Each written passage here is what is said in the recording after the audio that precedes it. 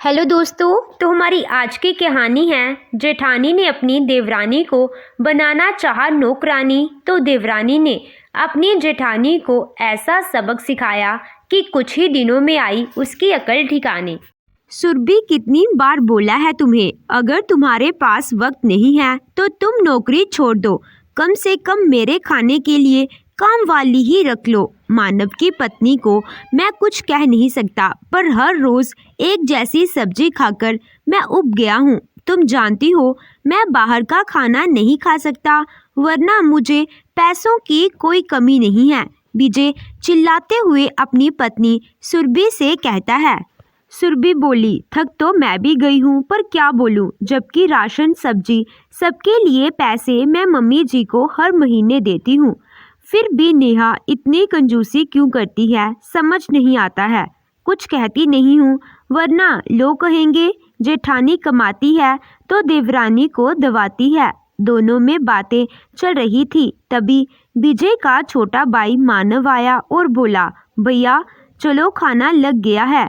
विजय बोला, तुम खाना खा लो, मेरा खाने का कोई मूड नहीं है। सुरभि बोली, देवर जी खाने में कुछ अलग हो तो घर का खाएं, वरना एक ही जैसा खाना दिन रात खाए तो क्या घर और क्या बाहर। मानव बोला, क्या बात है, आखिर हुआ क्या। सुरभि और विजय ने पूरी बात बताई तो मानव ने नेहा को आवाज लगाया। नेहा मुस्कुराती हुई आई और बोली, अरे अभी यही बैठे बच्चे खाने का इंतजार कर रहे हैं, क्या हुआ। मानव बोला, देखो भैया और भाभी को भी वही शिकायत है जो मुझे है, रोज एक जैसा खाना खाकर ये भी परेशान हो गए हैं। पूरे दिन तो घर में बैठी रहती हो, आखिर घर में काम ही कितना होता है। अरे कम से कम यूट्यूब से ही देखकर कुछ नया बना लो।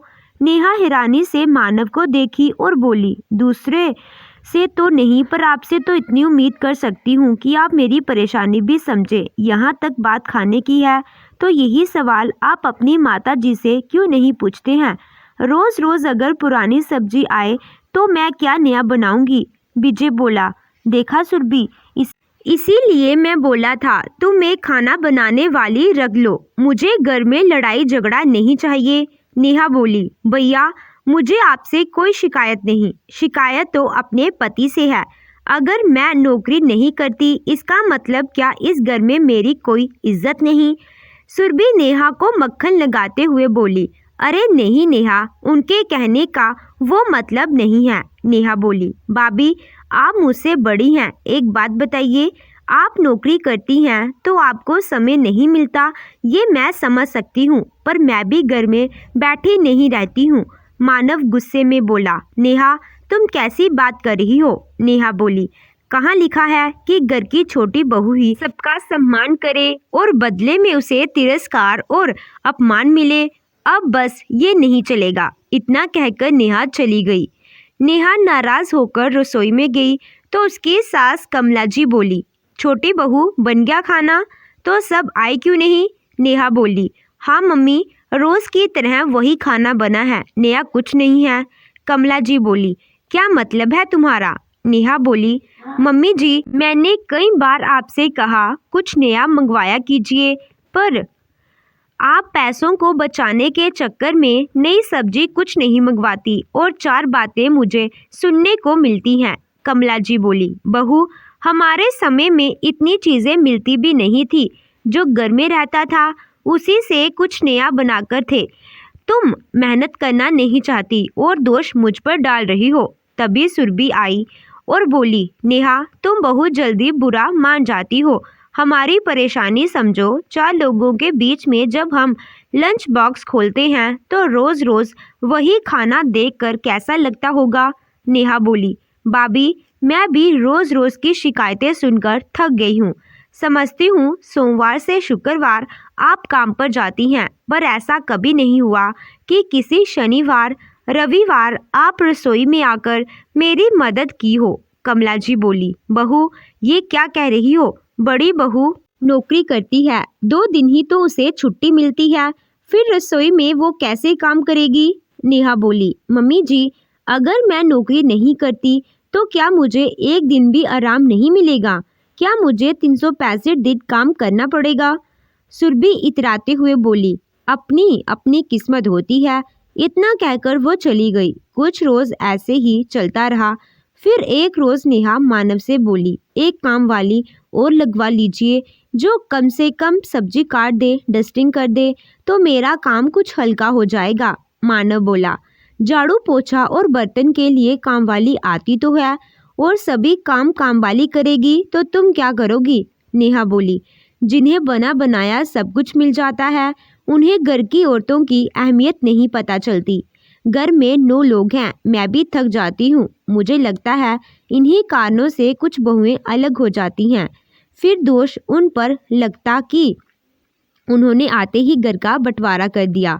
कमला जी ने नेहा और मानव की बात सुनी तो तुरंत जाकर विजय और सुरभि के कान भरे। विजय मानव से बोला, अगर तुम्हारी पत्नी अलग रहना चाहती है तो खुशी से तुम लोग अलग हो सकते हो। कमला जी तुरंत विजय की तरफ खड़ी हो गई। मानव नेहा से बोला, ये सब तुम्हारी वजह से हो रहा है। तुम्हें लगता है मेरी कमाई से हमारा घर चल जाएगा? नेहा बोली, मैंने घर को बांटने की बात ही नहीं की, मैं तो बस काम को बांटने की बात कर रही थी। सुरभि बोली, नेहा घुमा फिराकर बातें मत किया करो। तुम्हारे मन में ये बातें कई दिनों से चल रही थी। अच्छा हुआ अब सामने आ गई। मानव बहुत नाराज हुआ। कमला जी नेहा पर तंज कसते हुए बोली, मानव सबकी पत्नी एक जैसी नहीं हो सकती, और तुम चिंता क्यों करते हो? कौन सा घर का बंटवारा हो रहा है? बस रसोई अलग होगी। सुरभि बोली, हाँ, रोज रोज की परेशानी से अच्छा है पैसे खर्च करके सब काम हो जाते हैं। इतना कहकर सब अपने अपने कमरे में चले गए। नेहा मानव से बोली, आप मुझ पर नाराज हो रहे हैं, पर कभी भी मेरी तकलीफ आप नहीं देखते। सुबह से शाम तक मैं लगी रहती हूँ, उनको बच्चे और अपने बच्चों में कभी फर्क नहीं किया, फिर भी 4 बातें मुझे ही सुनने को क्यों मिलती हैं? मानव बोला, नेहा मैं समझता हूँ, पर मेरी इतनी कमाई नहीं कि मैं पूरे घर को चला सकूँ। अब ये सब कैसे होगा? नेहा बोली, सब हो जाएगा और देखिएगा कुछ ही दिनों में रसोई भी एक हो जाएगी। इतना कहकर वह चली गई। 1 हफ्ते में रसोई अलग हो गई। नेहा कियाफत से अपनी रसोई चलाती थी। कुछ बात घर के बगल में बगीचा था, उसमें वो पालक, धनिया और मेथी कुछ ना कुछ लगाती थी तो ताज़ी सब्जी भी मिल जाती थी। खाली वक्त में वो पापड़ बनाती और दुकान वाले को दे देती थी तो उसकी कमाई भी होने लगी। सुरभि ने घर के काम और खाना बनाने के लिए काम वाली रखी।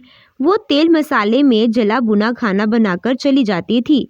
बच्चे खाने से इनकार करते और नेहा के पास चले जाते। नेहा ने बड़े प्यार से खाना खिलाती थी।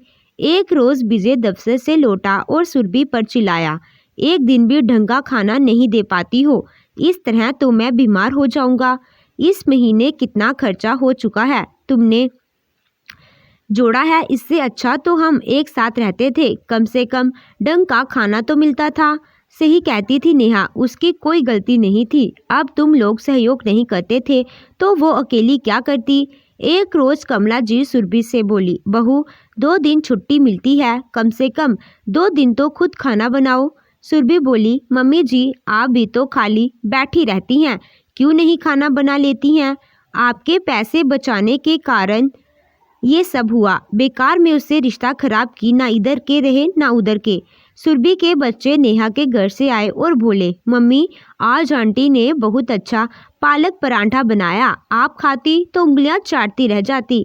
सुरभि के मुंह में पानी आ गया। अगले दिन वो विजय से बोली, गलती हमारी है, हमने नेहा की मदद नहीं की और आज हमें इतनी दिक्कत हो रही है। इतना कुछ करने के बाद भी दिक्कत तो वही की वही रह गई और परिवार भी बिखर गया। मैं बड़ी हुई तो क्या हुआ, आखिर वो मेरी देवरानी है, उसे भी उतना ही सम्मान का अधिकार है, मैं उससे माफ़ी मांग लूँगी।